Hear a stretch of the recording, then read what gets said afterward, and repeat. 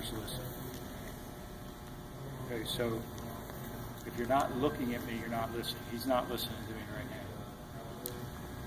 If I asked him to regurgitate verbatim what I just said, he wouldn't be able to do it.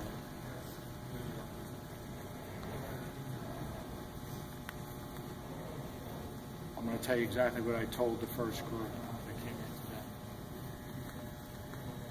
in today. 50% of you will not play baseball after your 12-year-old season. So theoretically, you have 2 years left to play. Because the statistics show that after you leave the Little League arena, 50% will stop playing. You might play rec ball somewhere, but 50% of you will stop playing competitive baseball. And I know you don't believe that, but that's what statistics show. Okay?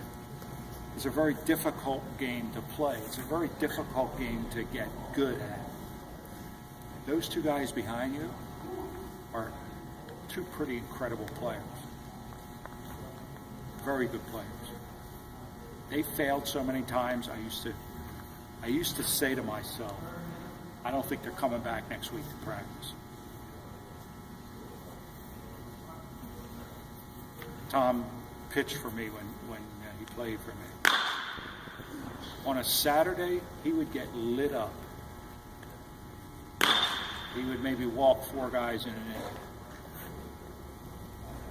I'd take him out of the game. He'd go and do his run routine. We'd get done the game, talk to the team after the game, and while we're packing up, getting ready to leave, he would come up to me and say, "Hey, Coach, I got a couple innings tomorrow." He would come back the next day, I'd give him a couple innings and try to get better.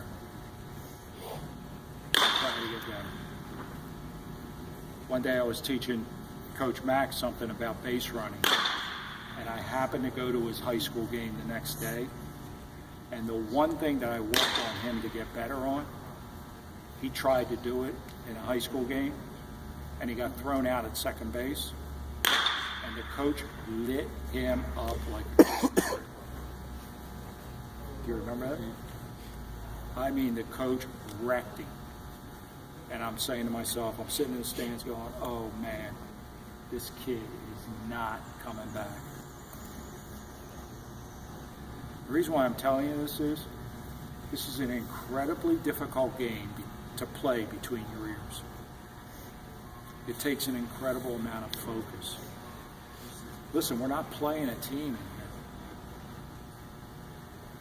And you screwed up a dozen times. So there is no pressure here. This is a sterile environment. There is no pressure here. Last thing I'm going to tell you.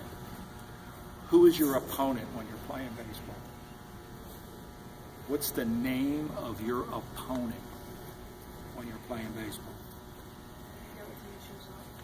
What is the name of your opponent when you are playing baseball? Bingo.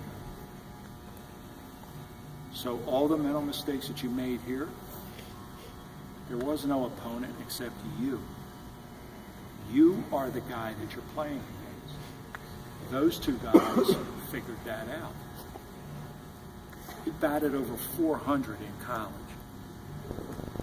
Batting over 400, playing T-ball is hard.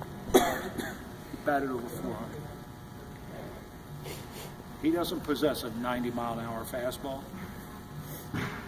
But I don't care who's at the plate, he's pitching his best stuff.